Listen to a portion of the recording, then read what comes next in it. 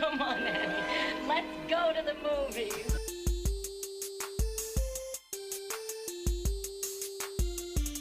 This is the Cinereelists, episode 677. My name is Kyle. My name is James. And my name is Zach. And we're here to talk movies, movie lists, movie session for the next hour or so. Happy Easter, guys. Thanks. I guess it's technically a couple days after Easter. Right. A little late. For Yeah. sure. We had a missed opportunity here.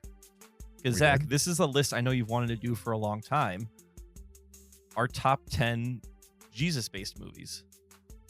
Yeah. Well, This we'll would've have been a more great opportunities. We're saving that for 777. James, 777 is not a number. That's a number. It's a number. Yeah, it's not three anything numbers. associated with Jesus. The number 7 isn't associated with Jesus.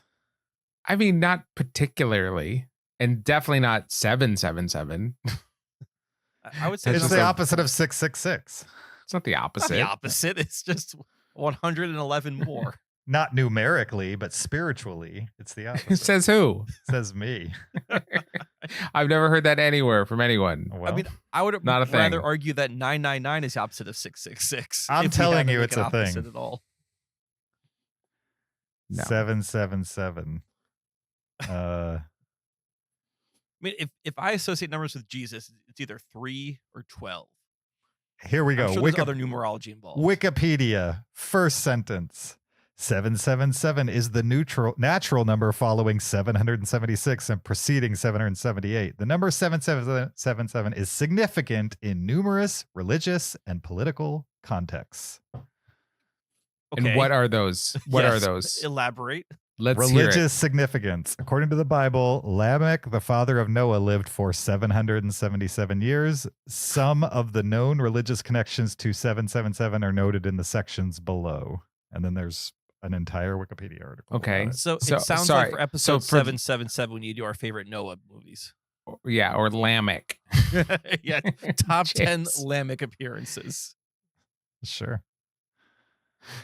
You sure proved your point, James. I'm just saying, you said it was not a thing. It's right there in the first line of Wikipedia.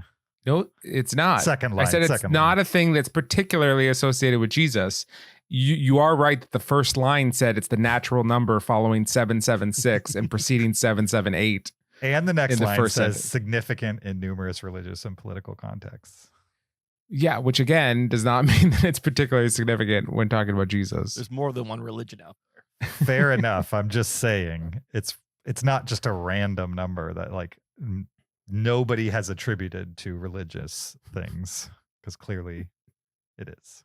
Plus, you just went right to the Old Testament, which isn't about Jesus at all. I don't know. Oh, I nothing about disagree the Old there. Testament. Yeah. Well, okay. Tell me if I'm wrong. I always thought Old Testament was like Moses. It was all the pre-Jesus stuff, Moses, etc., Noah. How the do you New get Testament- pre-Jesus? Meaning like before he was born. Yeah, is yeah, what he but, said. Oh, okay. before 0 AD, if we're going to use our Right. the calendar. Gotcha. Right. Am I not wrong? Is the Old Testament not? No, you're right. You're right. Okay. But yeah, I mean, a Christian would argue that Jesus is all throughout the Old Testament and that he, created the world. And so he's before the Old Testament. Right, but I'm saying the name Jesus, the physical embodiment Jesus, Yeah, that's for New sure. Testament. For sure. Sure. Okay, Yes. all right. Yes, Thank you. Yeah, right. I can see that you could say, well, it's all Jesus, but I'm just saying, like, if you're looking at the verbiage, Well, for Sure. James, it's only once you get into the 700s. for James, it's all Lamech. It's all Exactly. Lamech. Yep. Quick, everyone name your favorite biblical father. Go. Joseph. He's your favorite biblical father? Sure. Why not? He's not even a dad. I don't know if it's We- my favorite. It's the first one that came to mind. Sure. It's kind of boring. He was a dad. I like Abraham. I'm more of a Job guy. Let's spite some children. Wow. That's the only one I can think of. Job. How many kids did Job have? 777, obviously. 20. 20. I was going to say 12, but Holy cow. All right. Back at it. 20. All right. Well, welcome to episode 677. Not religiously significant at all, but we're still. You say that, James, but you haven't looked it up. I haven't, but I'm pretty sure that line's not there.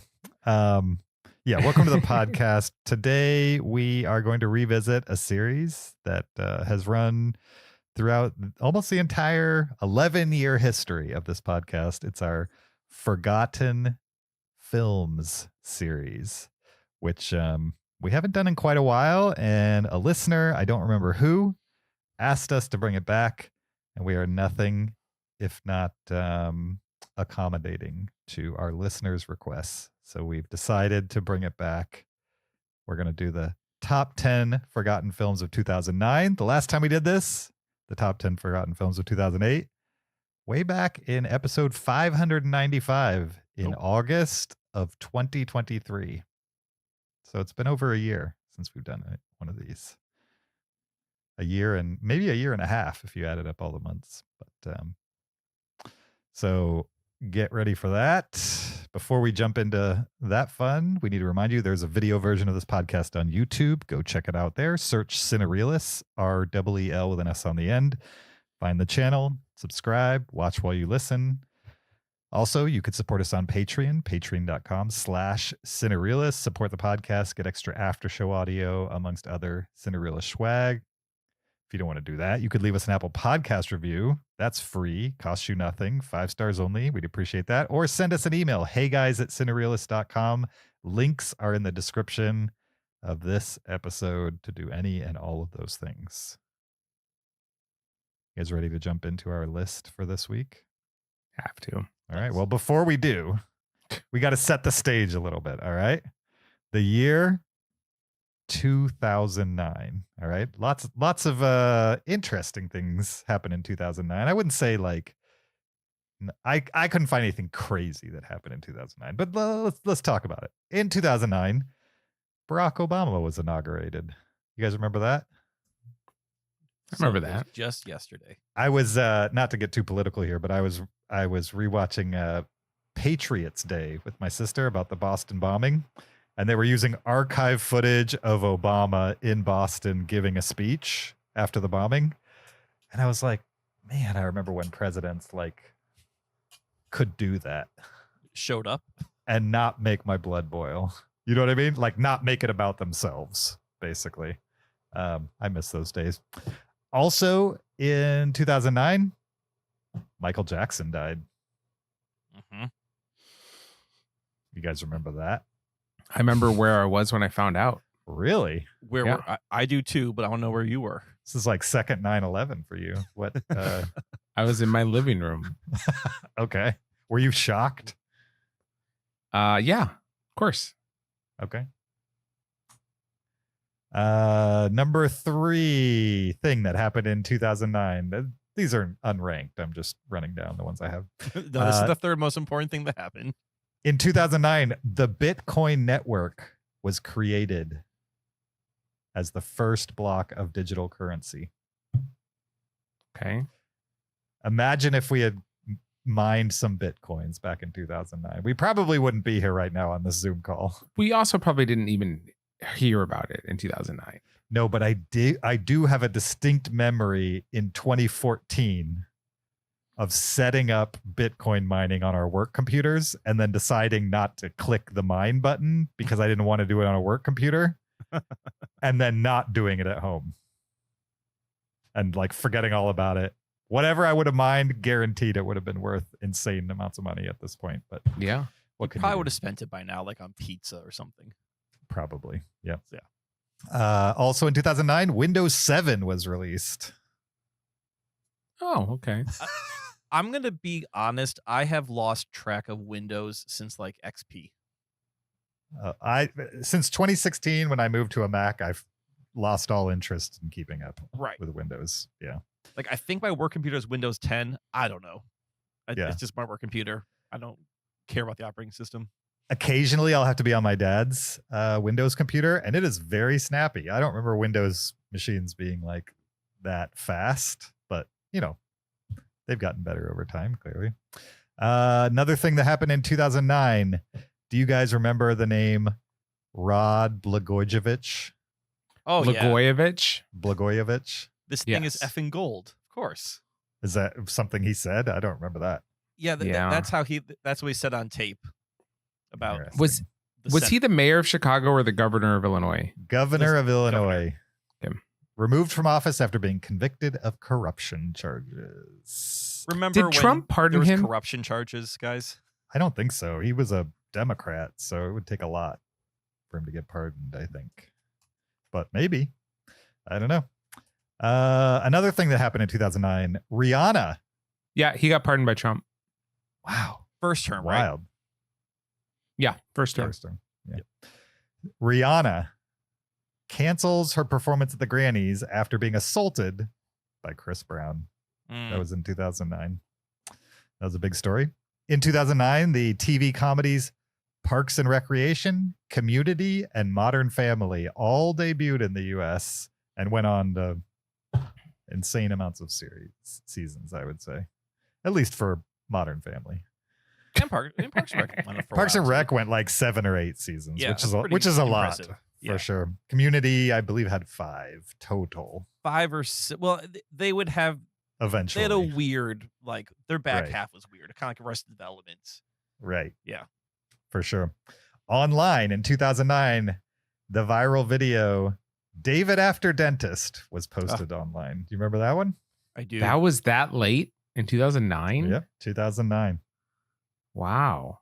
I know. It feels like it was like early 2000s. Yeah. but David After Dentist was a YouTube thing, and that YouTube wasn't until 2006. So Feels like a Charlie bit my finger kind of thing. yeah. I think I seen it Actually, earlier. don't ask me how I know this, but tomorrow is the 20th anniversary of YouTube's first video being posted online. The zoo one? Mm-hmm. The zoo Okay. one. Yeah. So officially, YouTube is 20 years old tomorrow. Wow. The video game Minecraft and Angry Birds, both video games that were turned into movies, were made public in 2009.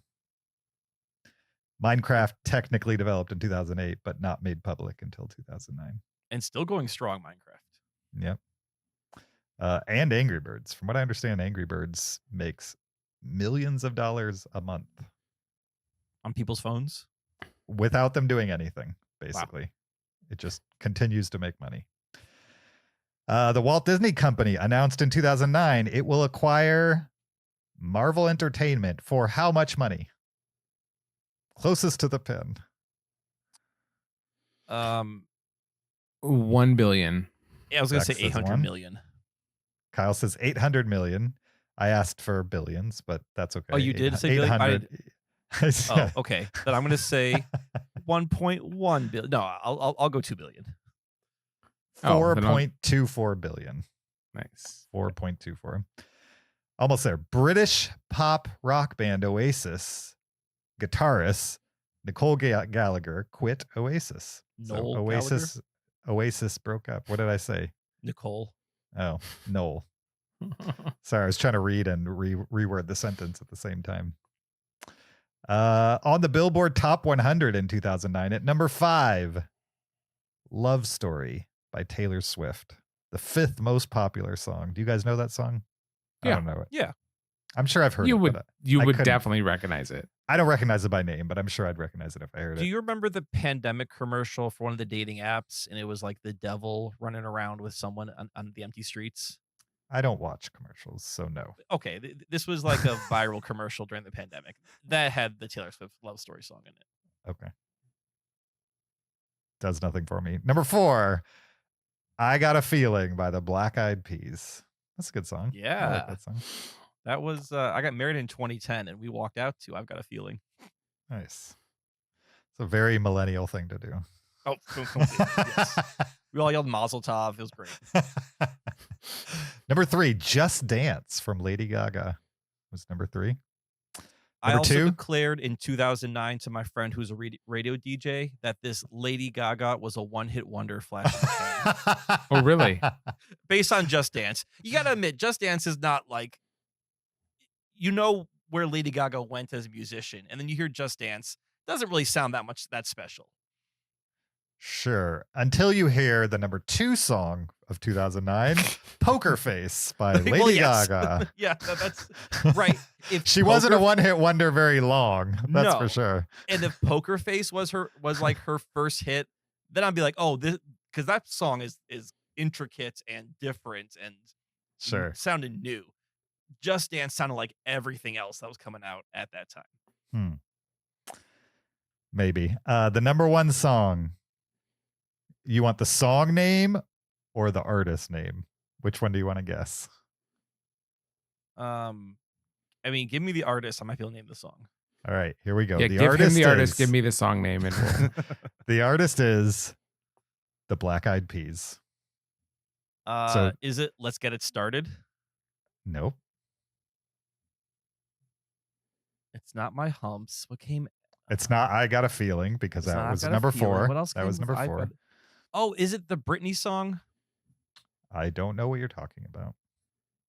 They interlope Britney in that? Okay. I don't know. The name of the song, Boom Boom Pow. Yeah, Boom Boom Pow. Boom Yeah. Pow. Is that the Britney Spears song I don't know. that you're talking about? I don't know either. Okay. So out of the top 5, Lady Gaga and Black Eyed Peas took 4 of them that year. Not bad.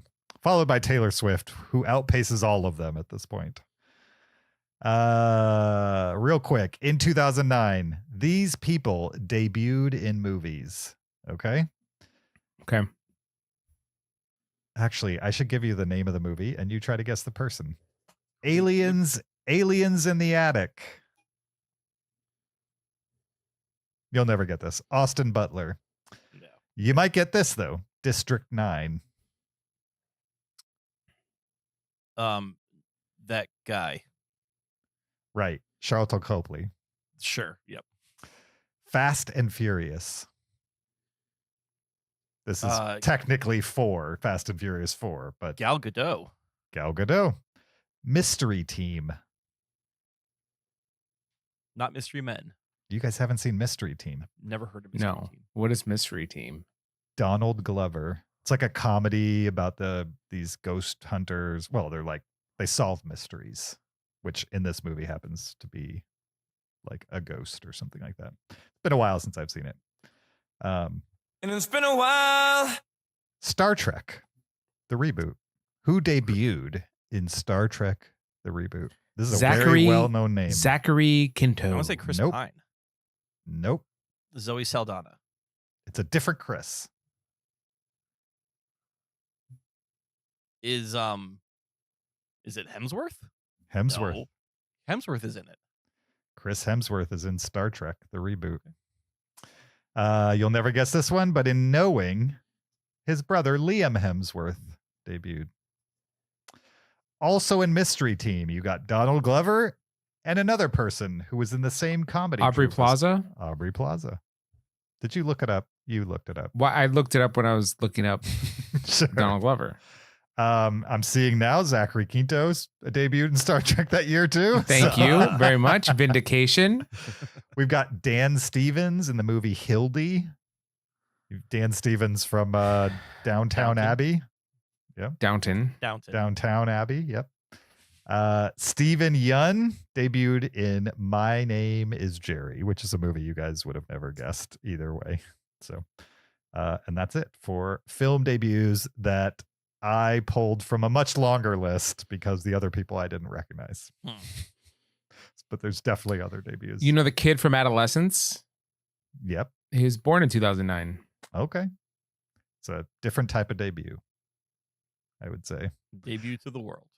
We're far enough in the forgotten films that like when you look at the births, most of those people are not famous, like to the level of the actors that we just talked about. Right. Like they're all really young today, basically. Wasn't Well, Timothy Chalamet born in 2009? No. I don't think so. That would have made him He's like 30 years old. 17 right now. Yeah. All right, let's get into it. This is our top 10 forgotten films of 2009. To preface this, I guess, well, let's do this. What Let's 10 rank some movies are we movies. not? What 10 movies are we not allowed to use? Right. Yeah, that's the one rule. The one rule is you cannot use the top 10 movies by box office of that year. That means the movies that cannot be on your list, no matter what. Starting at number 10, The Hangover, Angels and Demons, Sherlock Holmes, Twilight Saga New Moon, Up 2012, Transformers Revenge of the Fallen, Ice Age Dawn of the Dinosaurs, Harry Potter and the Half-Blood Prince, or number 1 in 2009, Avatar cannot be on your list. Even though it's kind of a forgotten film. Or at least it was before the sequel came out. People had forgotten about it. All right. Who wants to go first? All right, I'm going to go first. Sure. Do it. With my number 10. I do have some documentaries on my list. I think they deserve to be on because documentaries are even more forgotten than feature films. So it's a double forgotten. Okay. For instance, do you remember this film, The Art of the Steal? No. Which I'm realizing is kind of like a takeoff The Art of the Deal. Yep. So that's interesting. This is a documentary from 2009, and it's about the controversial move of the Barnes Foundation Post-Impressionist Art Collection to the Philadelphia Museum of Art. And so basically, here's this idea. A private collector from a long time ago had probably the world's largest collection of post-impressionist paintings. And he wrote in his will that he always wanted to maintain a private museum, not sold or never to leave the building that it was in. He died, and then it was controversially sold to the city of Philadelphia. And so the documentary is about why and how that happened. And so it's like this esoteric controversy about the art world and the commercialization of art and like the democratization of art and all that kind of stuff. So I found it to be very, very interesting. And just who gets control of this art collection, this like, treasure trove, and why, and who's the bad guys, who are the good guys, what should really happen. It just brings up interesting questions. So it's called The Art of the Steal. All right. Nice. I had heard of something like that, but it turns out I was thinking of the 2013 TV show heist movie, The Art of the Steal. Yeah. Now I was thinking of my not favorite seen. Trump book. So the only Trump book. yeah, and it's the best book. For sure. All right. My number 10. And I thought I'd just set the stage for 2009 because it's why not? I got Mhm. engaged in 2009. Nice. That's the biggest thing that happened to me. Yeah. Congratulations. Thank you. To Megan, just to be clear. All right. My number 9 is a dog movie. Oh, and another thing I should mention, I rank these based on the number of IMDb votes they have. People who have marked these movies as watched. Okay. So my number 10 is the most watched, maybe the least forgotten on my list. And my number 1 is the least watched, possibly most forgotten movie on my list. Gotcha. My number 10, finally, is a dog movie. This is called Hachi, A Dog's Tale. This is a Richard Gere movie, also with Joan Allen. It's based on a true story, and it's about a college professor who befriends a abandoned dog. I think the dog lives like by the subway station.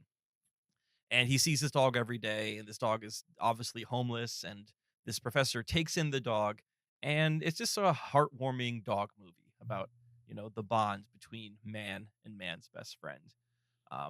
People seem to love this movie. It's got really high ratings on both IMDb and on Letterboxd. I gave it 3 stars. It didn't really jump out to me, but it is a really good dog movie. What's weird about it is this is based on a true story, and I believe it's also a remake of a Japanese film. So this movie takes place, I'm pretty sure, in Japan, possibly in Tokyo.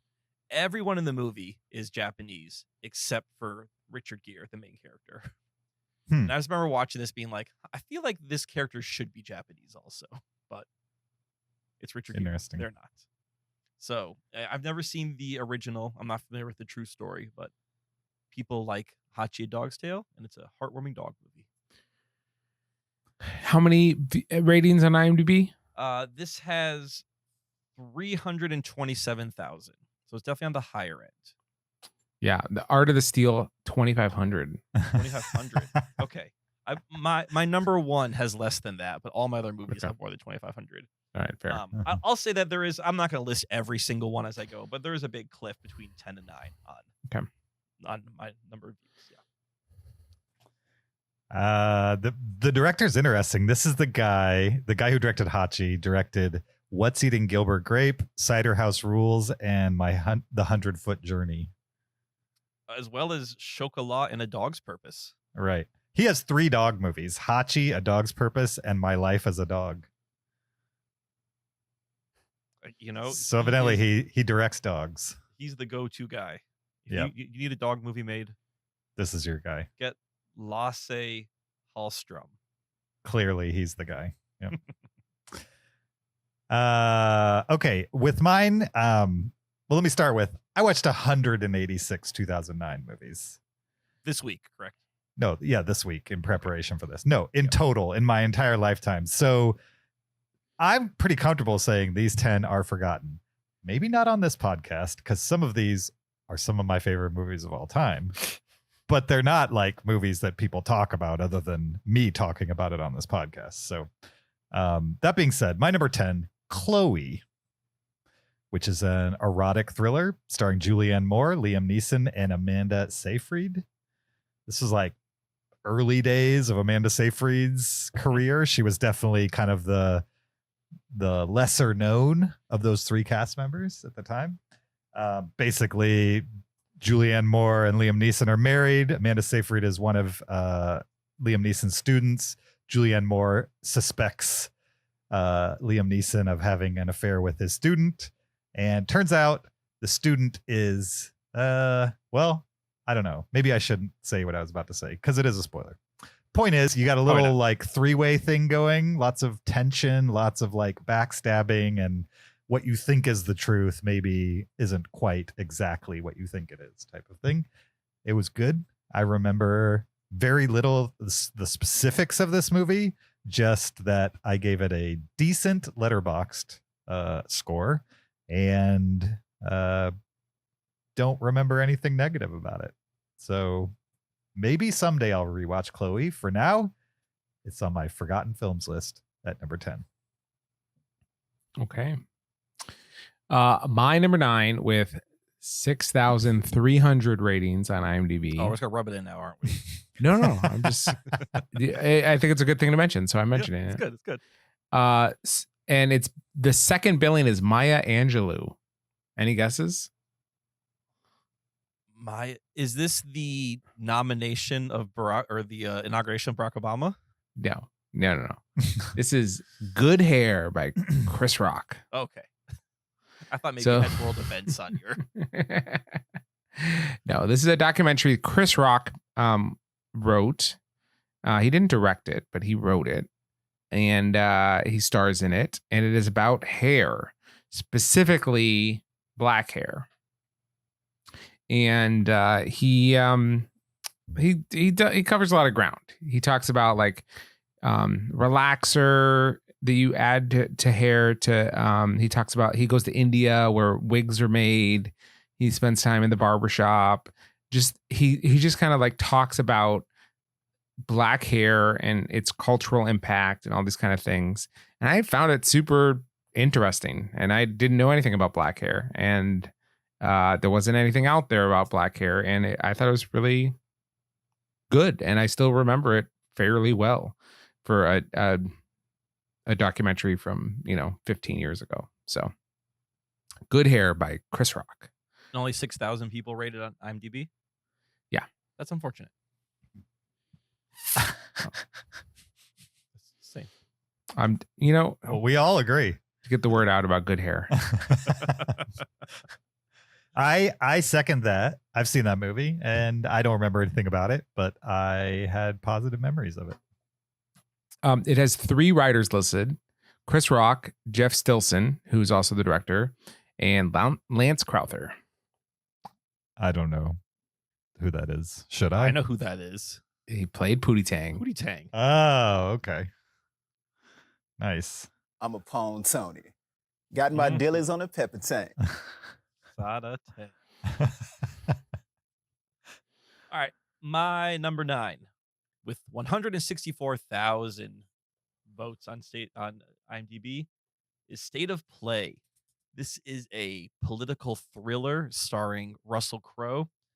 In this movie, Russell Crowe plays a journalist who's investigating the death. I think it's like the death of a congressional aide, or the death of someone, not a major political player in Washington D.C., but someone who's connected to Washington D.C.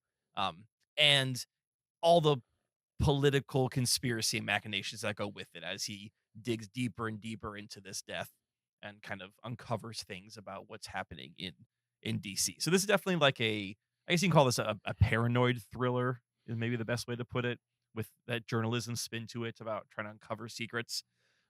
It's a remake of a British miniseries, I think with the same name, which I've never seen, which I heard is also really good. But this movie has a super stacked cast, which stood out to me when I saw it. So besides Russell Crowe, who's starring in it, you also have Ben Affleck, Rachel McAdams, Helen Mirren, Robin Wright, Jeff Daniels, and then Jason Bateman in a serious role, which you don't see a lot from him. What was the name of this? State of Play. Oh, okay. I recognize that too. You've probably seen it. You think? I mean, if you saw 153 movies in 183. 183, I saw 53. Yeah, I do. I have it marked on Letterboxd. But you forgot you saw it, right? Yeah, but that's Perfect. All right. That's a great cast. It fits the bill then. Directed by Fits Kevin the prompt. MacDonald, which I have seen 10 of his movies. He's got some good ones in here. Oh, he's Last King of Scotland. Yep. Oh, and Touching the Void, one of my favorite documentaries. Right. The Mauritanian is good. Black Sea is good. The Whitney documentary is good. The Marley documentary. He's part documentary guy. Mm-hmm. Cool. Cool. For the record, Chloe had 80K IMDb ratings. My number 9 has 12K. It's Marantau, which is a martial arts movie from Indonesia, directed by Gareth Hugh Evans, who directed the Raid movies, amongst others, but yeah, mostly known for the Raid movies. And this stars like one of the main guys from the Raid, Iko Uwais, I think is how you say his name, who has done American films since then. Action films, for sure. Marantau is just a martial arts movie about gangs, and there's a lot of fighting in it. I'm sure there's a plot, but man, if there is, I can't remember what it is, because it's really all about people moving from one location to another and fighting, essentially. Just long, extended martial arts fights. I do remember this was pre-Raid and pre kind of like Indonesian action boom type thing. And so this was one of the first movies I remember watching that was martial arts that also included like blades and other like weapons and stuff like that, Right. and treated those things not as a cartoon, basically. Like treated it not necessarily totally realistic, but like as realistic as John Wick treats those things type of thing. Okay. So like John Wick in many ways is just a reaction to the Indonesian action boom of the early 2010s.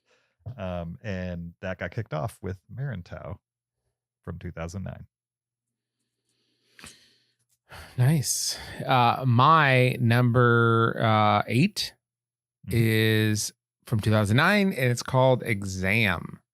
Have either of you seen Exam? No, but I think No. you've told me about it. Hit us with it again.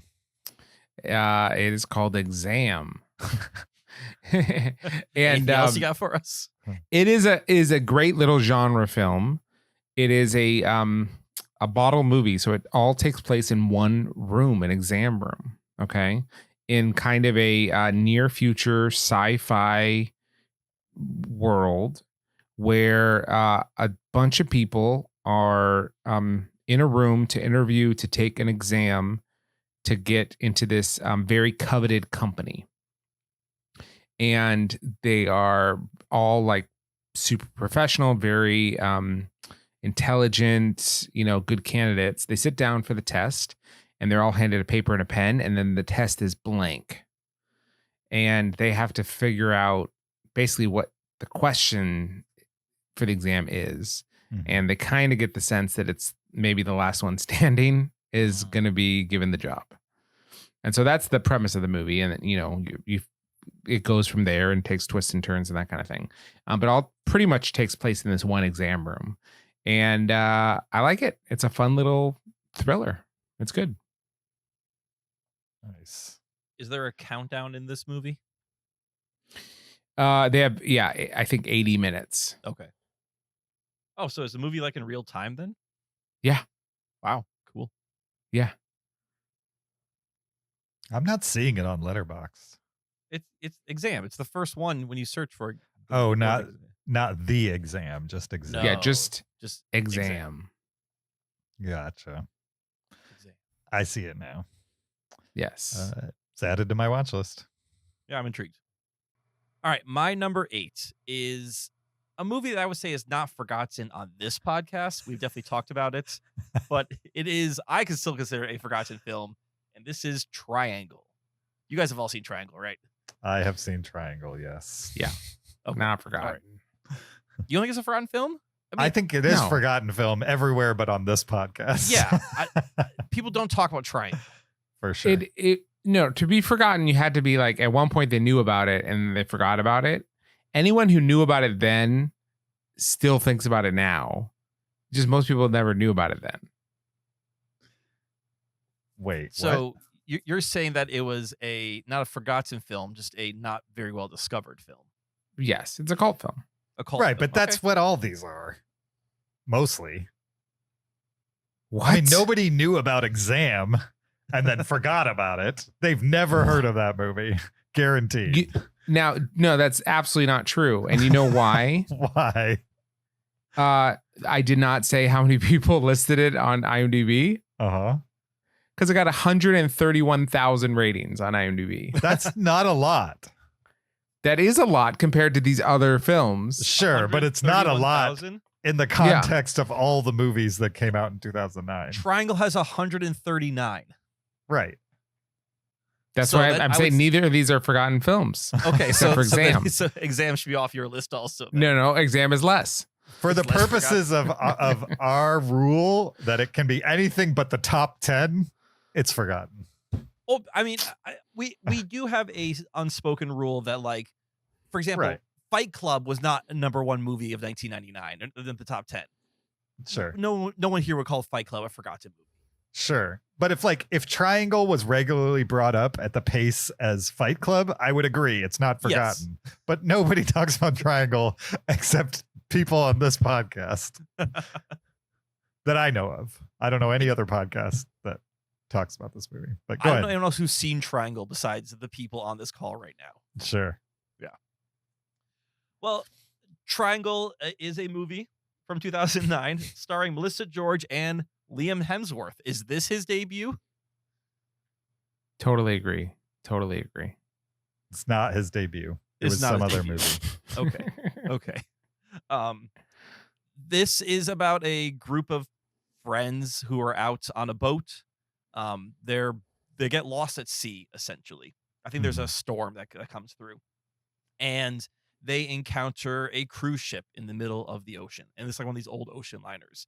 So they get on this ocean liner because that's the only way they think they can get help. And it appears to be abandoned. And then there is a slasher. And I'm going to stop right there because this is a movie that could easily be spoiled. And I think part of the fun of this movie is kind of figuring out everything that's going on this abandoned ocean liner slasher movie.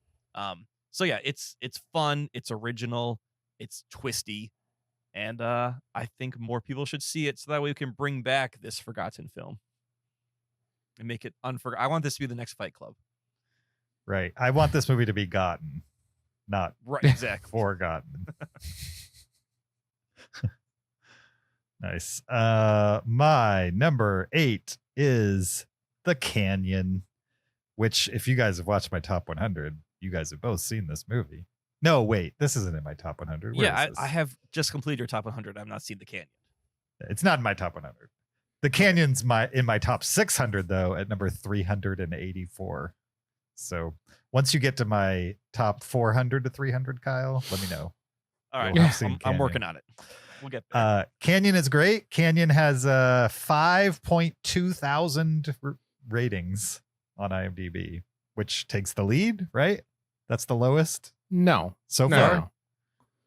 What's No, the lowest so far? Art of the Zach has- Steel was like 1,300 or something. Okay. All right. I don't think anybody's going to beat 1,300. That's insane. What?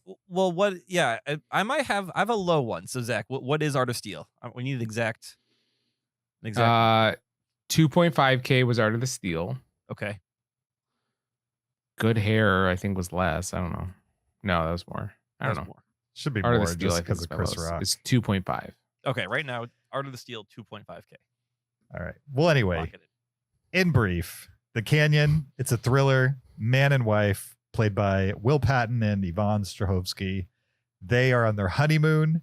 They go to the Grand Canyon, and through some circumstances I'm not going to describe because it's part of the fun of the movie, they lose their guide and they are lost in the Grand Canyon. And you would assume that a natural landmark as famous as the Grand Canyon, you couldn't die in unless you like fall into it. No, they were hiking it and then they get lost, and now it's a survival movie, and it's called The Canyon, and it's great if you like survival movies.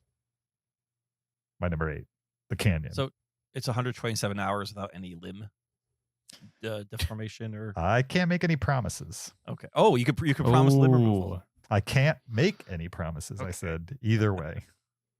So All right. Well, my number 7 has already been mentioned because it's The Canyon. Oh. nice. And I watched this movie because of James. James recommended this movie and I watched it. Nice. And I liked like it that better movie. than him.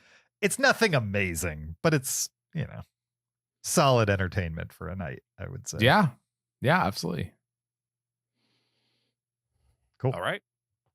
My number 7 is a movie called I Love You, Philip Morris.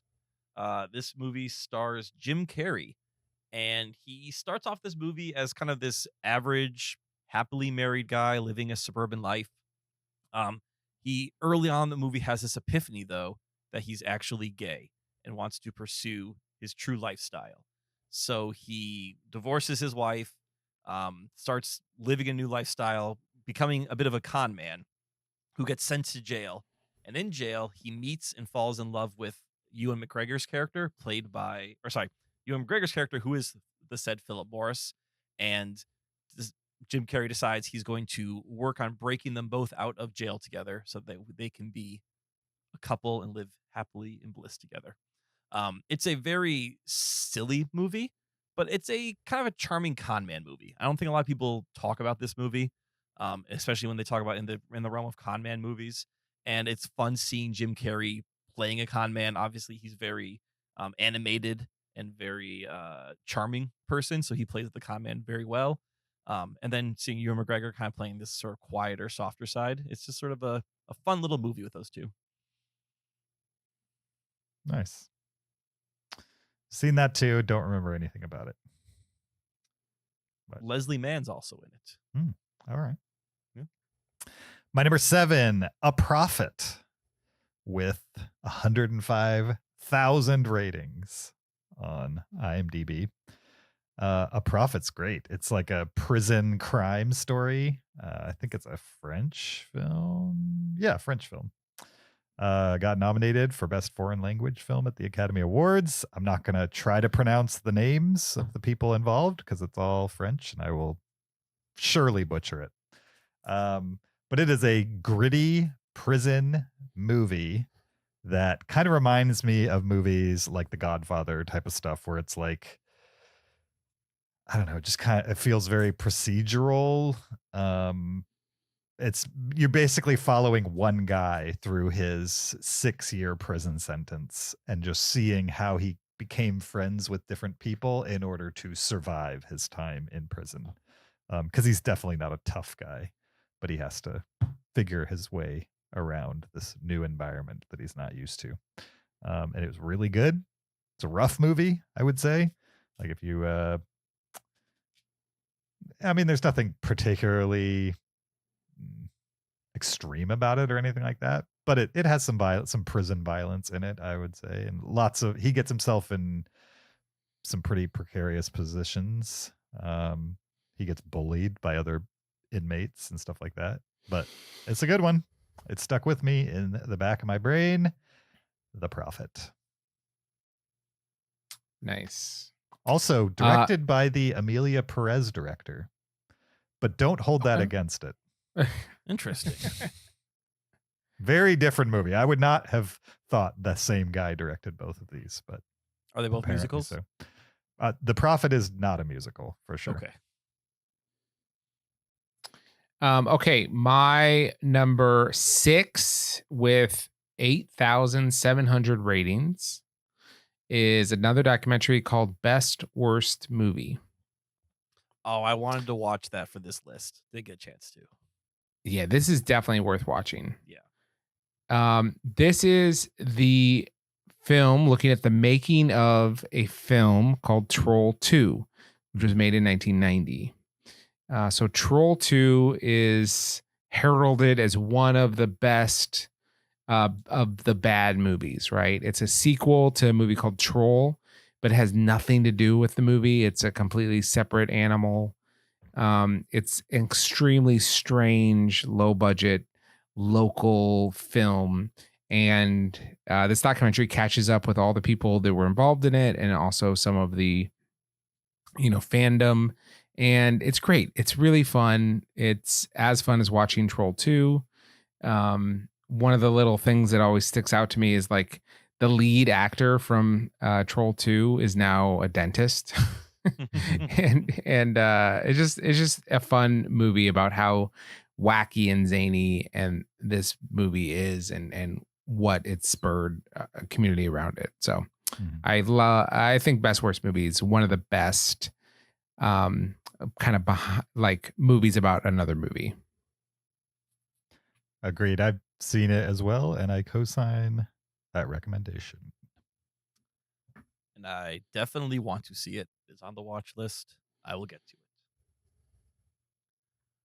All right. My number 6 has 71,000 ratings on IMDb.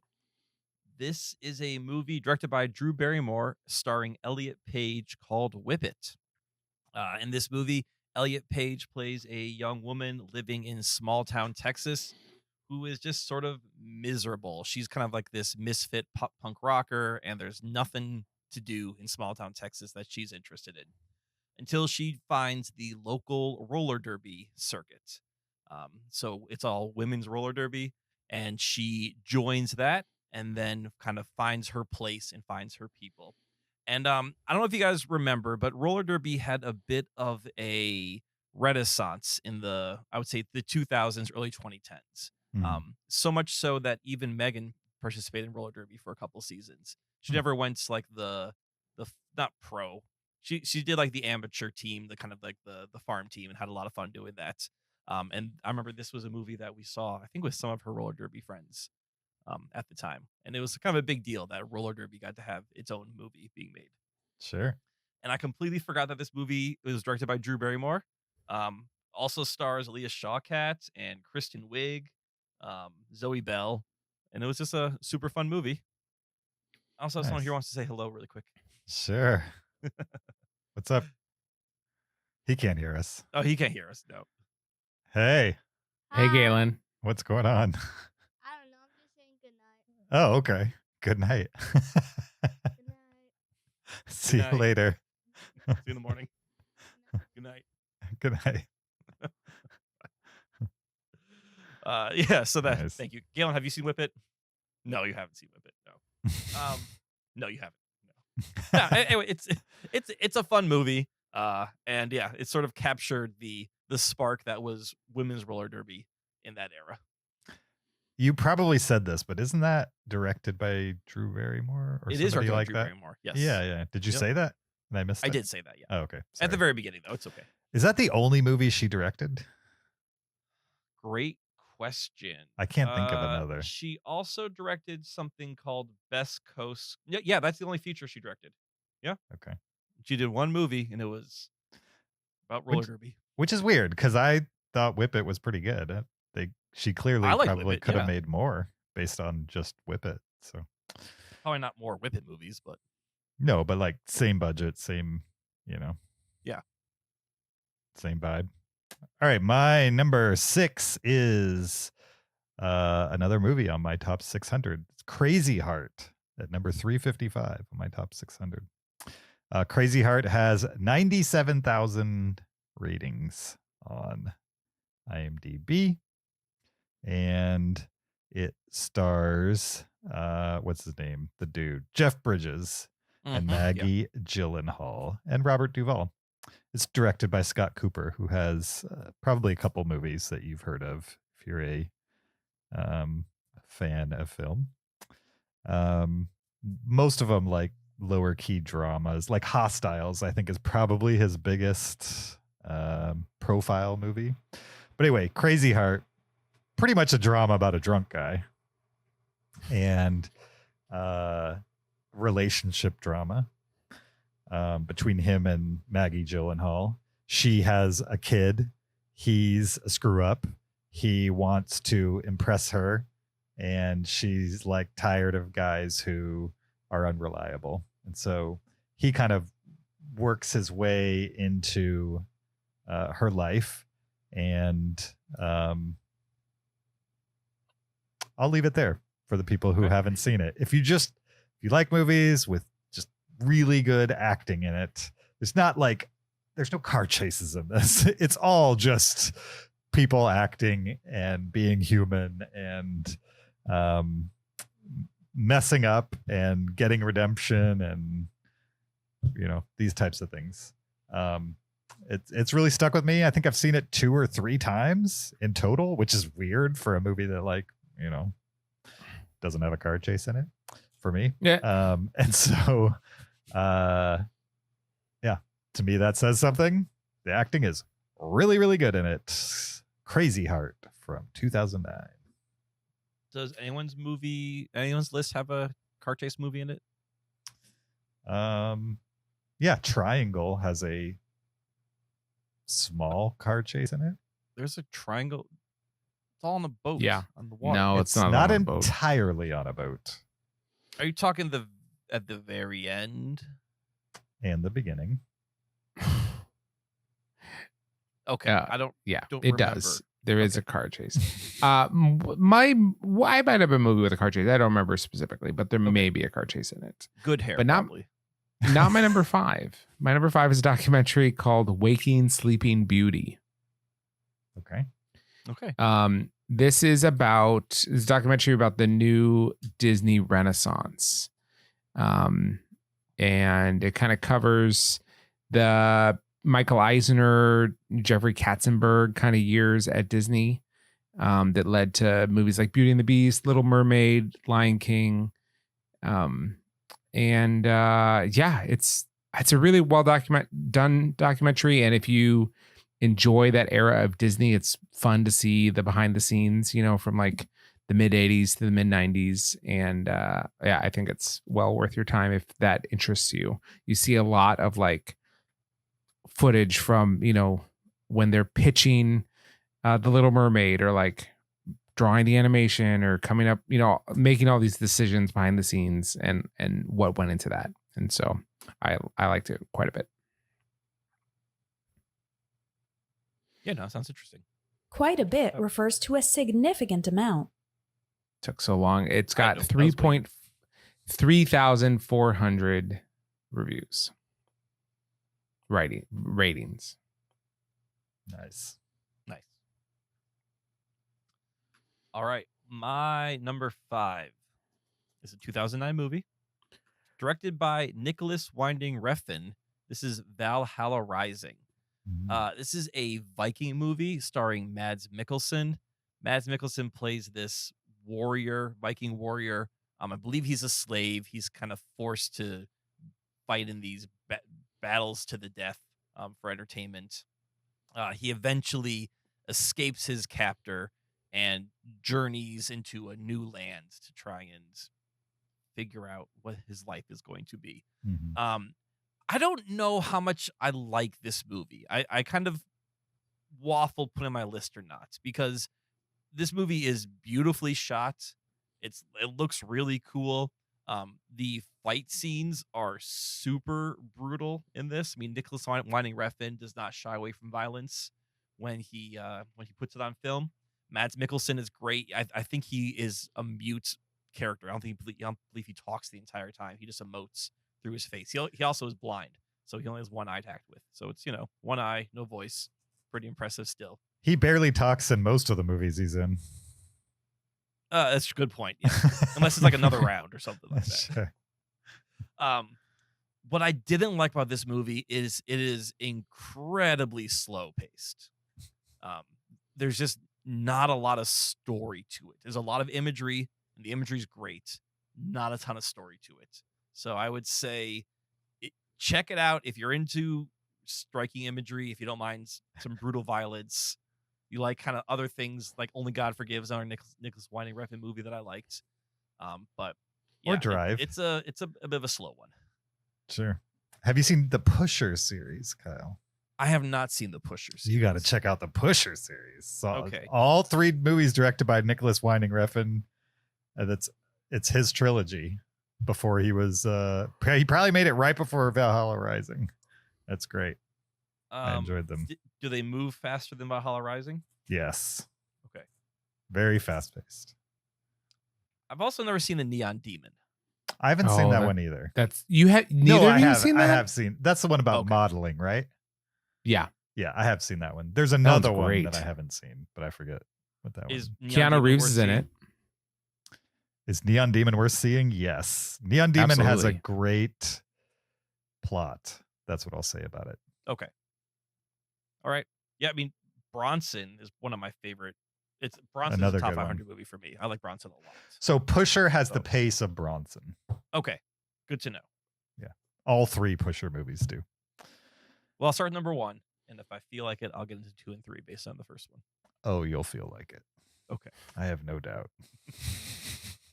Actually, you'll finish 1 and be like, how did they make a sequel to this? Because they didn't think it would be a big hit, and then it was, and then they made 2 more. So also Mads Mikkelsen's in Pusher. Yep. Wow. Well, there we go. Very early role for him too. All right. My number 5, The Boat That Rocked. With 118,000 ratings on IMDb. The Boat That Rocked. This is a British movie about a pirate radio station that was broadcast from a boat offshore. That way they wouldn't get caught stealing the airwaves in the UK. It's a true story, right? Based on a true story. Yeah. Certainly. And they want to play their rock and roll, and the tightly controlled airwaves of the United Kingdom didn't want them to play their version of rock and roll, and so they just kind of like took over a band and started playing it and moved the boat around so that they wouldn't get caught doing it. And if you like movies like School of Rock, then you will enjoy or love The Boat That Rocked. I think there's a very good chance that one of those 2 will be true. Because it's just one of those kind of like good-hearted movies where, people are occasionally up to no good, but it's all in good fun kind of no good type stuff where like nobody's getting hurt here, that type of thing. And all the characters are kind of endearing, flawed people in their own ways. They each kind of get their own moment in the movie, and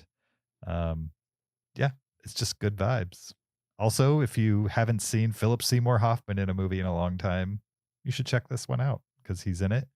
And he's not doing any like super heavy lifting in the acting department because that's not what the movie asks for. but it's a good one. Good time, good night, watching a movie, The Boat That Rocked. Did this movie originally have a different title, like Pirate Radio or something? That's what it's called here in the U.S. Pirate Radio. Oh, That's what I okay. remember it as. Okay. I thought this James, was another Pirate Radio movie. It's the same movie. James, you Same do know movie. we live in the U.S., right? Yeah, when I watched it was called The Boat That Rocked, though. I never watched a North American version of this movie. I only watched the British version, That's fair. of which there is no difference other than the title. It is called The Boat That Rocked on Letterboxd. Yeah. Everywhere I've ever seen it, it was called The Boat That Rocked. But some people call it Pirate Radio.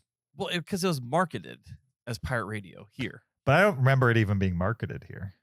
Oh, I do. definitely remember it being marketed. Yeah. I don't. So the whole time I was like, oh, they made another movie about this. Have you guys Yeah. seen this? No, but I I've remember the trailers for Yeah, it for I sure. remember Philip Seymour Hoffman's all over that trailer. Yeah, for sure. Yeah, here in the United States, because people know who he was. Right, because where we live, James, is the United Yeah. States. So how I Yeah. consume media is through an American lens. No, I Yeah. understand that. I'm just saying I saw it before it was marketed here in the United States. So to me, it's The Boat That Rocked. You saw it in England in 2009? No, I saw it on the Internet Library, Kyle, because it was released ahead of it coming to the United States. Oh. James, you broke the He knows law. it. No, yeah. I didn't.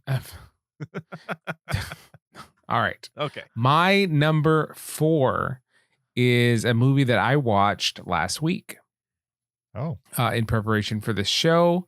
It is a movie I'd never heard of, but when I discovered it, I was so intrigued, I had to watch it. And the fact that I'd never even heard of it makes me feel like it's truly forgotten. It is a Paul Giamatti movie. Mhm. And I would describe it as a combination of Being John Malkovich and Eternal Sunshine of the Spotless Mind, starring Paul Giamatti. It is called Cold Souls.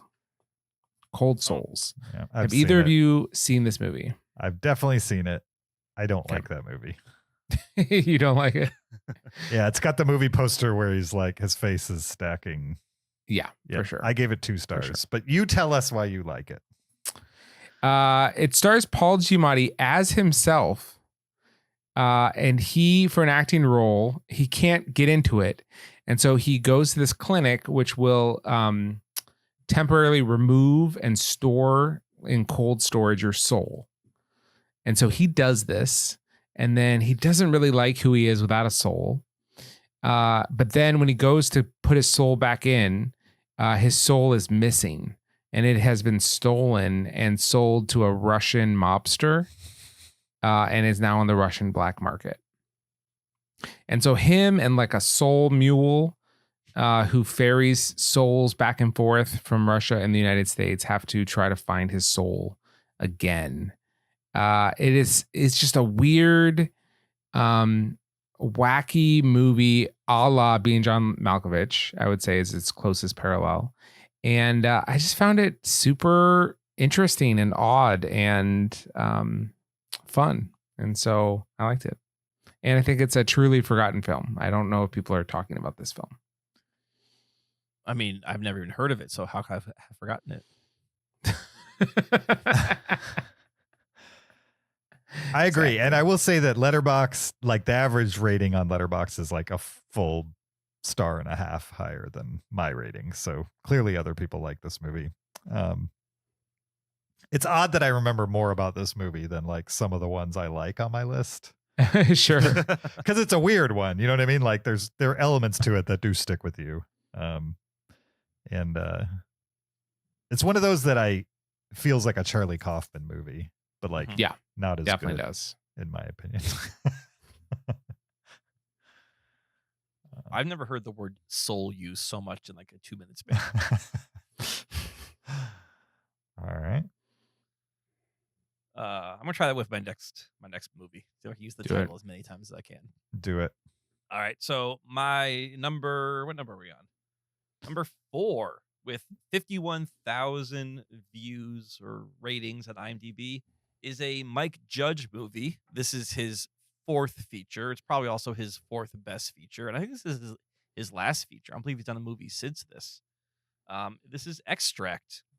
This is also starring people we see on this list already: Jason Bateman, Kristen Wiig, and Ben Affleck, as well as Mila Kunis and J.K. Simmons. In this movie, Jason Bateman plays the owner of an extract plant. We're talking like vanilla extract and flavorings, things like that, other extracts. And he's married to Kristen Wiig, but he's pretty unhappy in his marriage. And he has the hots for one of his employees, played by Mila Kunis.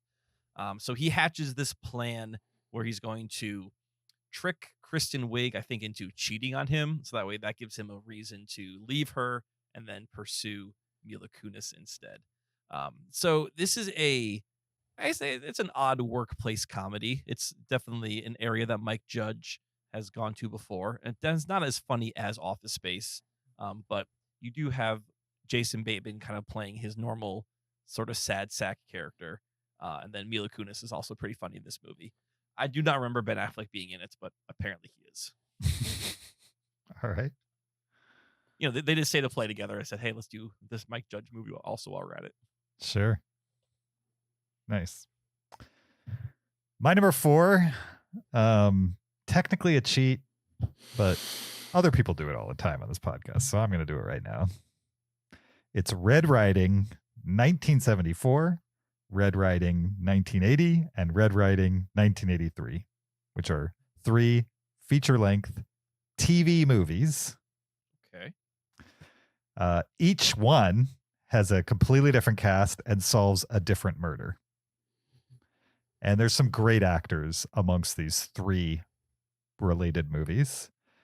People like Andrew Garfield, Sean Bean, Michelle Dockery, Rebecca Hall, a bunch of people mixed in there. And each one is a detective story where they're trying to solve a crime. And really, all of these crimes link together in a very specific way that you don't find out until the end of the 3rd movie, essentially. And they're all really interesting on their own. They're kind of like the 3 Colors trilogy in a way where like they're not really connected, but they kind of are at the same time. I know with the 3 Colors trilogy, they're directly connected in the last one. Is that right? They like bring characters from the first 2. I don't remember. Yes.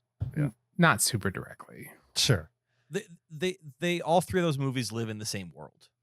That's kind of how this is. It's more of a direct connection than that, but it doesn't happen till late in the 3rd that it gets more directly connected. Anyway, the point is, if you like crime dramas, if you like what's Fincher's movie where he's tracking down the serial killer, Zodiac. If you like Zodiac, you should watch the Red Riding movies. They're great. Watch them in chronological order, starting with 1974. They're awesome, and a good kind of watch it like it's TV. You know what I mean? Watch one night, one the next, 3rd night, you're done. Awesome movies, but kind of forgotten, even though it has some people that became bigger after this. Like for Andrew Garfield, this is like pre-Amazing Spider-Man. Rebecca Hall, pre-Mission Impossible. Would we say that's her breakout? The Mission Impossible movies for Rebecca Hall? Yeah. Probably. Yeah. So pre for a lot of people. Sean Bean, already famous at that point, but pre Downtown Abbey for Michelle Dockery. Wait, Rebecca Hall is not Mission Impossible. You're thinking Rebecca Ferguson. Yeah. What is Rebecca Hall in? She's in she was in The Prestige. She's in the new King Kong movies. Iron Man 3. She's in the movie with Willem Dafoe. Not Willem Dafoe, with the guy from Pulp Fiction, from Reservoir Dogs. Sure. I can't think of his So pretty famous, but not for Mission Impossible, evidently. name. Right, yeah. I would say she's I'm famous, getting my not Mission Rebeccas Impossible mixed famous. up. Yeah. Clearly. Anyway, Tim Roth, that's the guy I'm thinking of. Red Riding, if you've never heard about it, just go do some research and check it out if you're into crime dramas. Can I ask 2 questions about this series? Nope. Moving on. Okay. No, All right. Go ahead. All right. Question 1, and if this is Sure. a spoiler, go ahead. Is it anything to do with like fairy tales or Little Red Riding Hood? No. Okay. Okay. I mean, the title is that because there's Right. like scenarios that are relationally similar to it, but there's no fairy tale element to this. Sure. Okay.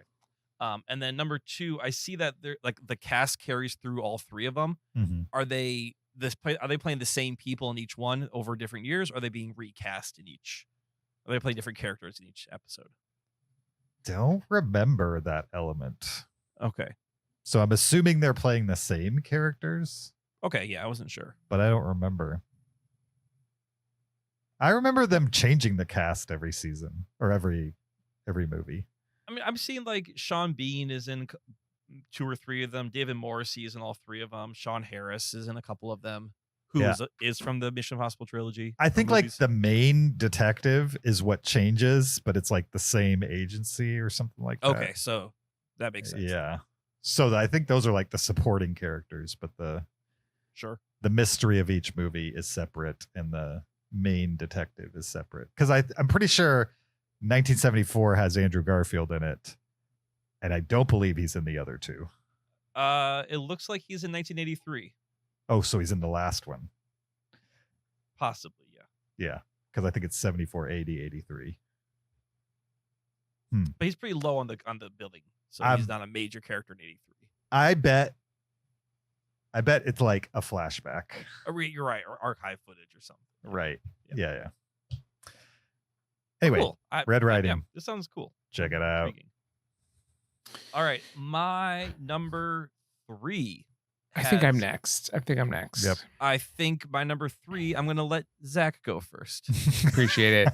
This is my most popular movie on my list, but I do think it's forgotten. Also, a movie I really enjoyed. It is from 2009. It is called Push, starring Chris Evans and Dakota Fanning. And this is not a superhero movie, but it is a superpowers movie. So Chris Evans and Dakota Fanning have superpowers, and they are on the run from like a covert government organization. And they're basically trying to like not be used by the government. You know what I mean? Not be their puppets or guinea pigs or whatever. And yeah, it's just fun to see people with superpowers use them. And I love seeing it not in the context of being superheroes. You know what I mean? They're just people that have powers. And this movie is definitely shot in a very like 2000s kind of intense way. Sure. Which is not necessarily how things are done anymore, but I do remember enjoying this movie quite a bit. Quite a bit refers to a significant amount. Yeah. Well, I'll just pause and wait. So Push is my number 3.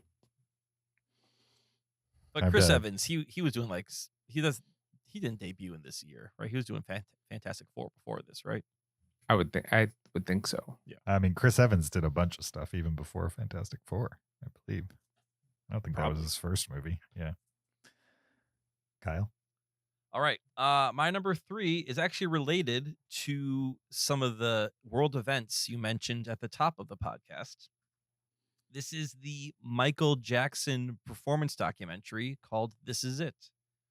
As you mentioned, Michael Jackson passed away in 2009. Most likely, well, not most likely, he was using propofol, which is a anesthetic agent that's used to put patients to sleep. He was using that as a sleep aid, and he was probably given too much of that from his doctor, and that's what killed him. But before he passed away, he was working on putting on a new, I think he was going to do like a residency in London, and he was going to do, bunch of shows in a row, and he was prepping to put on like kind of this last big show, or this last big residency, and a documentary was being made about him preparing to put on these series of shows. And I think it's supposed to originally be a TV series, but after he passed away, this got turned into a movie called This Is It. And it's sort of about like the last performances of Michael Jackson. Because I believe the show never actually debuted. He was only doing in the rehearsal stage before he passed away. When I saw this in the theater, it was marketed as a special event. We had to pay like an extra $7 to see it on top of it because it was like a special screening.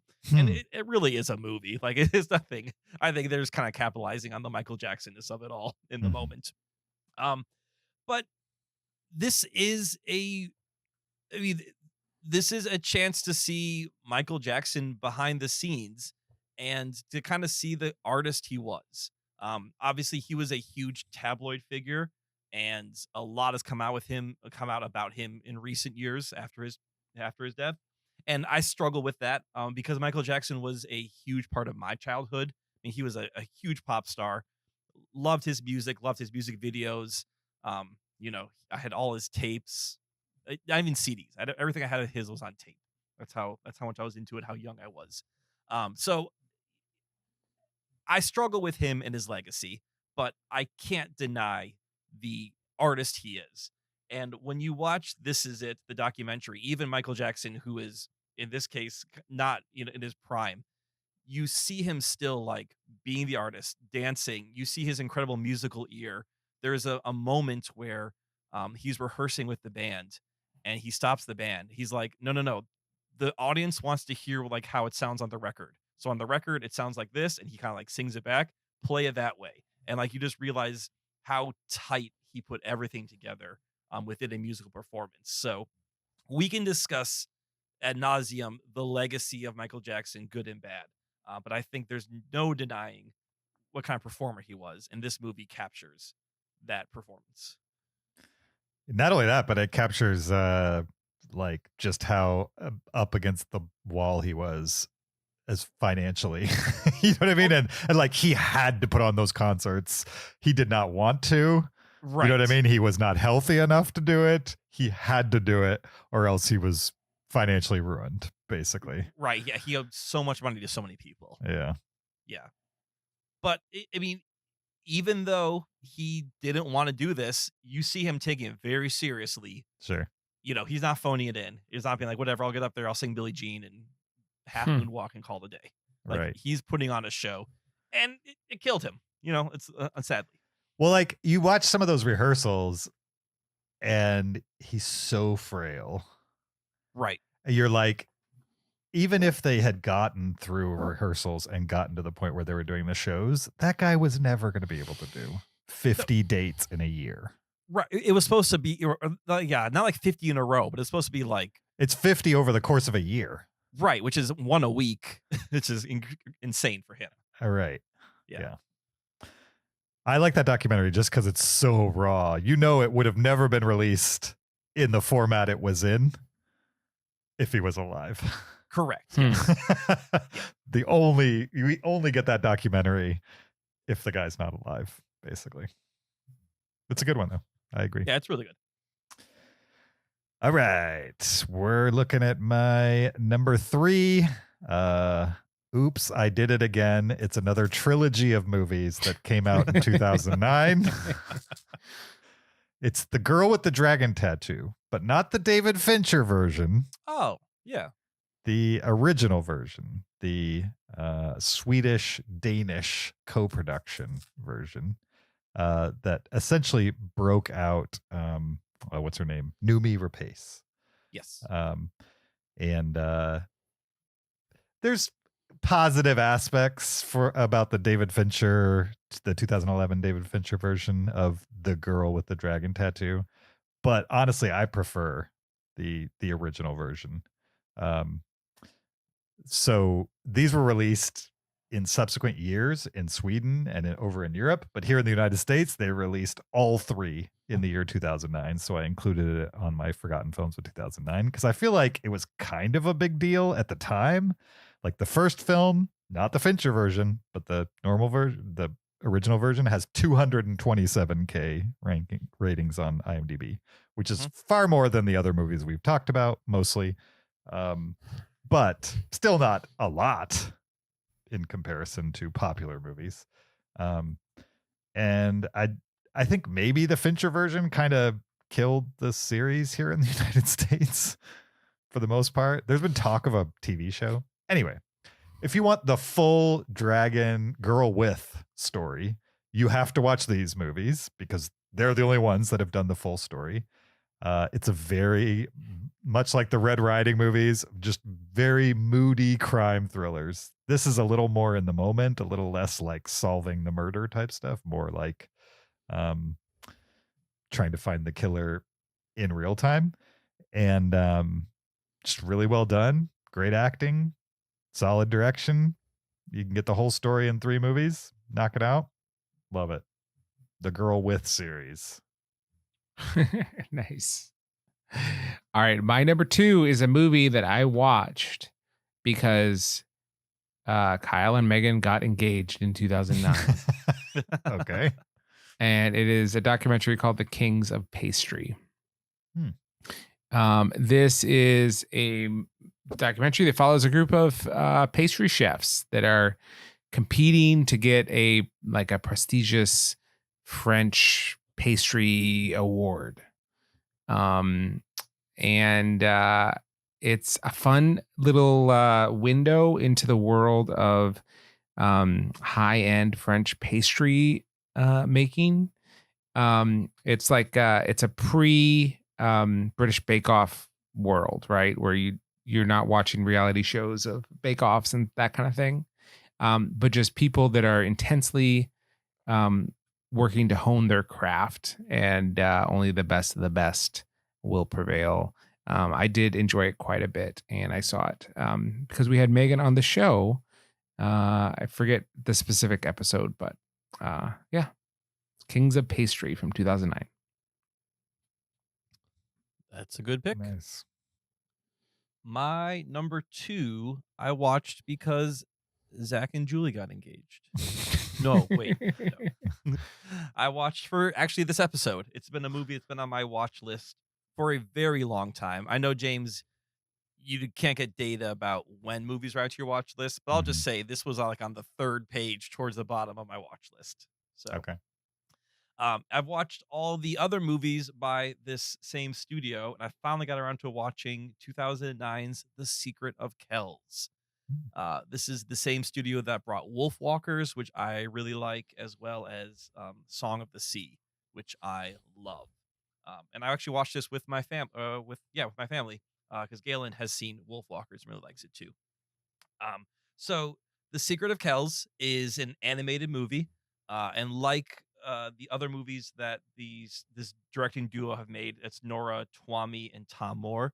It takes place in Ireland in sort of a medieval era, and it's this mix of the natural world and the folk world and the religious world all intersecting, and that's a very common theme within their movies.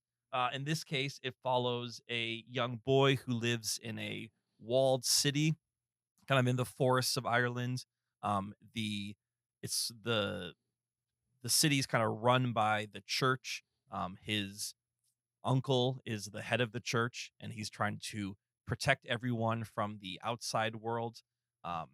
And this boy ventures into the outside world and discovers the forest spirits and sort of the natural world, and wants to connect with that, and doesn't want to be so much like beholden to being within the walled city and the safety of all that. It's if you have seen this studio before, their animation is always so creative because it's hand drawn, and it really is a blending of 2D and 3D, and perspective doesn't always matter, and like characters will move 3-dimensionally across a 2D space, because these movies are really just trying to tell you a story visually, and they're not always trying to make everything be perfect and realistic. And Secret of Kells is very much in that exact same vein. I would say if you've seen the other movies, this one is definitely worth a watch. It's only 78 minutes long, and it kind of feels like they either ran out of ideas or money towards the end, because I will say that it is a bit rushed at the very end if I had any complaints about it. But I really enjoyed watching it, and I love this animation style. Nice. I was looking at their filmography too. They're due for another one. Looks like every 5 years or so they release one, and it's time. Yes. Well, they have one called Breadwinner from 2017. I bet never that's a heard- short. No, it's 94 minutes. Hmm. It's their most popular one. Oh wait, no, sorry, that's for Nora Twomey. She only has 2 for directing. Tom Moore. Yeah, Wolf Walker's Song of the Sea.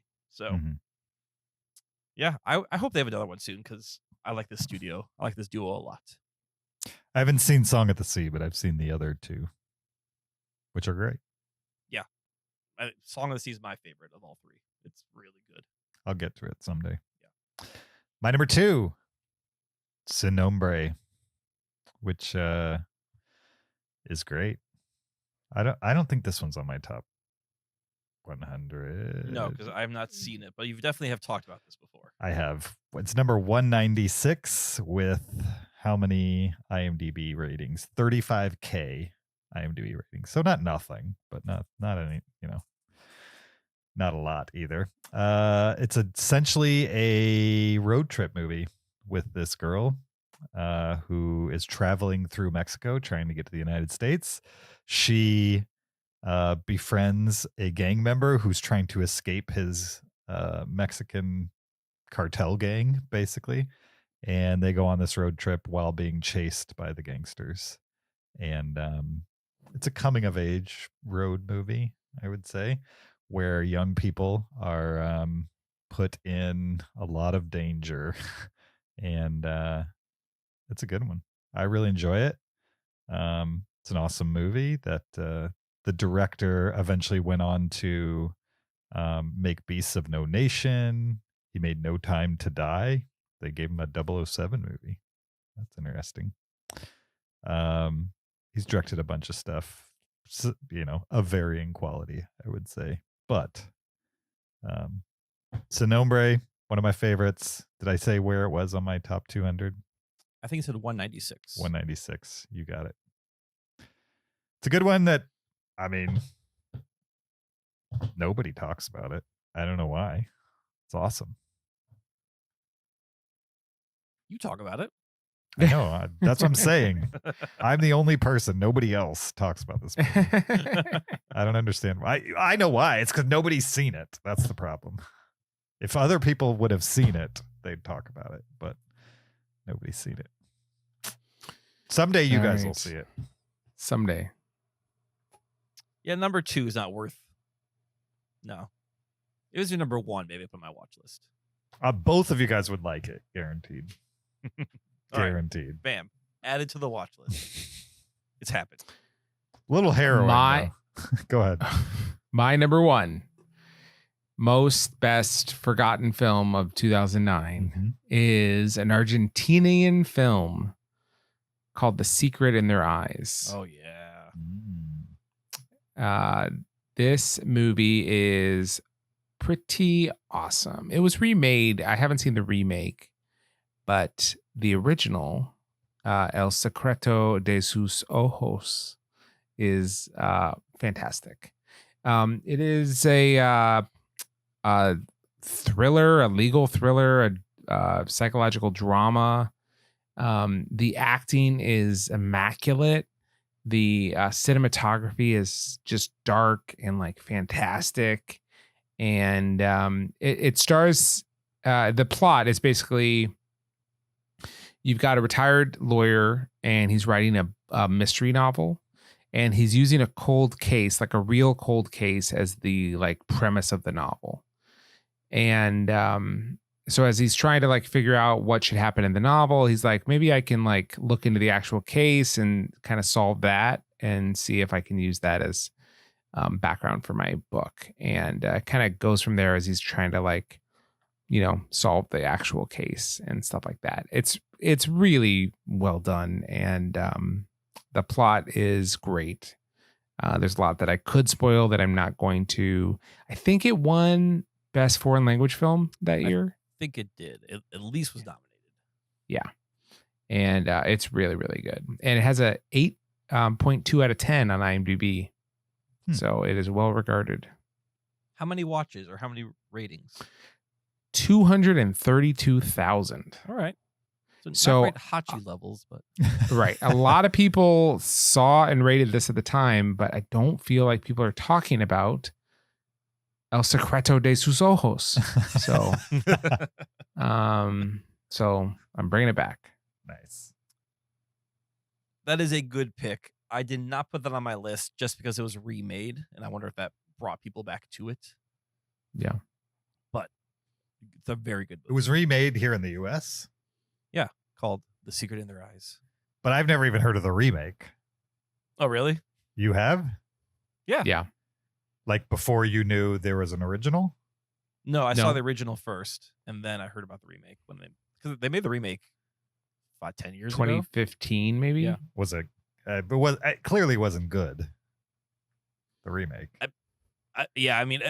What I remember hearing about it is it's not any better than the original. And so if I can I had already seen the Argentinian version. I don't need to see a lesser remake in English. Sure. So, yeah. Good pick, Zach.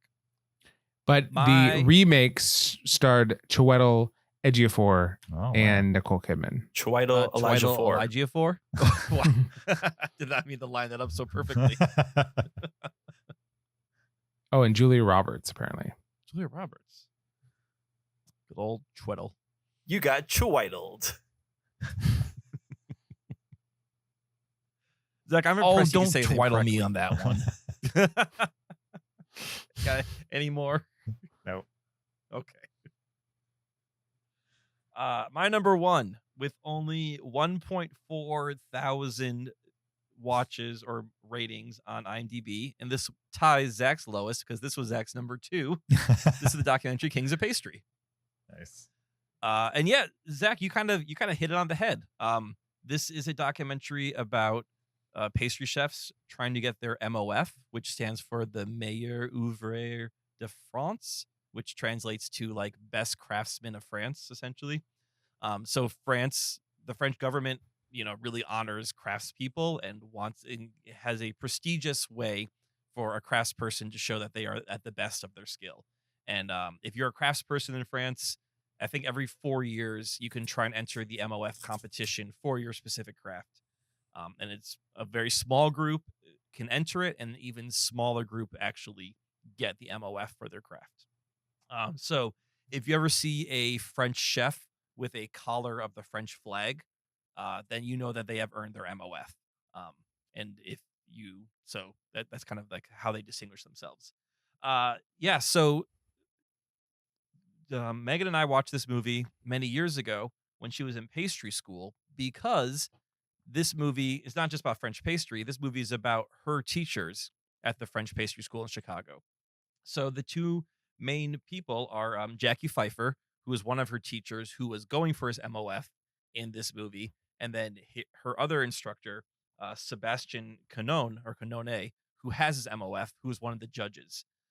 So these are two colleagues. They run a school together, they work together. But when you watch this movie, Sebastian is judging Jackie, and even though they're colleagues, he has to be a fair judge and has to like look at everyone the same.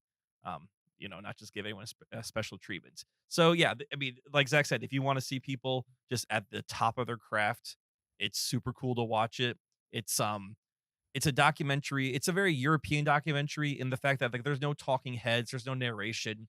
It's kind of like cinema verite. You're just cameras in these rooms as these people are doing what they're doing, and you're just kind of like watching as they go.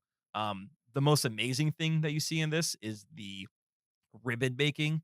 So like there's this style of French pastry where you make these really elaborate like ribbon candies, and you'll take a couple colors and there's like these really thin stripes, and they literally start with 2 blocks of color, like a gold one and a maroon one, and they'll smash it together, fold it in half, stretch it, fold it in half, stretch it, and they'll keep folding and stretching and folding and stretching until they got like these really intricate patterns within the ribbon making, and it's super cool to watch. So yeah, I highly recommend checking out Kings of Pastry. It's hard to find. You might need to refer to the internet library, or maybe even your actual library could have it. Nice. I co-sign that documentary as well. It's a good one. My number 1 most favoritist forgotten film of 2009, couldn't not be Triangle, of course. Nice. My 26th favorite movie of all time, and really a forgotten film of 2009, because the only people that talk about this movie are the people who watched it and love it and the people that were forced to watch it. As Kyle described earlier, basic premise, this group of people, they are out sailing, they get caught in a storm, the storm subsides, and their boat is like immobile at that point, and they are saved by a cruise ship that just kind of comes floating up. They dock the cruise ship, they get on the cruise ship, and there's nobody else on the cruise ship. They're all alone, and that's weird. And then it kind of turns into a little bit of a slasher movie. That's where I'm going to end the plot description on this one, because there is much more to this movie than just your typical slasher movie, which is why I like it. It has an interesting storytelling mechanic. That's a good word. I was going to say system, but that felt wrong. Mechanic is perfect. And it does. I feel like the movie has something to say on top of like its genre setting and trappings. But it definitely doesn't beat you over the head with it. Like, you could enjoy it without even thinking of those things that maybe are motivating it. But if you want to, you can think about those things, and I think you can get more out of it than just the thrill of a horror movie, essentially. And so that's what elevates it for me, for sure, to more than just kind of like a slasher with an interesting gimmick to it. And Christopher Smith, the guy that directed it, is one of those guys that, like, he directed Triangle, so I've seen all of his movies. None of them even come close to Triangle, but I will continue to watch them because that guy made Triangle. And so I feel like if he keeps making movies, then the opportunity's still there that he will make another thing that just kind of completely blows my socks off, like Triangle did. My 26th favorite movie and my number one most forgotten of 2009. Very nice. Well, thank you for joining us for this episode 677 of the Cinereelists podcast. We appreciate your listenership. Don't forget, check out the video version on YouTube, support us on Patreon, leave us an Apple Podcast review, or send us an email. Links in the description to do all of those things. You could also follow us on social media on Twitter, Instagram, Facebook, or TikTok at Cinereelists. You can follow me on my personal Letterboxd or Blue Sky account at YoJRB. You can follow me on Twitter or Letterboxd at Shaban. You can find me on Letterboxd at Peter SKB. We will be back next week with likely Sinners, probably Sinners. We're trying to work it out that we will all have seen Sinners by next week. And probably Havoc, which is on Netflix. So if you want to do some homework, a little pre-watching, those are the two to check out in advance. Looking forward to it. I'll see you guys there. As well as the listeners. We'll see everybody there, I guess is what I'm saying. James, I'll see you there too. I'll see you there, Kyle. Okay. Zach, I'll see you at the movies. I'll see you at the movies. All right. We'll keep the balcony open for you. How did Siskel and Ebert close it? I don't know. Is that what they said? We'll keep the balcony open for you? Something like that. Who wants to sit in the balcony? That's horrible seats. They always sat in the balcony. That's yeah, right. that was their they sat in thing. the balcony, they'd watch, and then they'd turn to the camera. So lame. Who wants to sit in the balcony? I mean, if it's a good balcony. I don't know. Yeah, I've only sat in one movie theater with a balcony, and I was like looking down at the screen. Oh, well, see, that's a bad balcony. It's the only balcony I've ever sat in for a movie. Zach and I saw a movie. We sat in the balcony when we saw a movie many years ago. Zach and I sat in the balcony and saw the Nutcracker in Cuba. Yeah, that was the fifth balcony that you sat in. Oh no, like the fifth high. Yeah. We were definitely looking down from that balcony. It was pretty high. All right. Point is, we'll see you guys next time. Until then, keep it cinereal.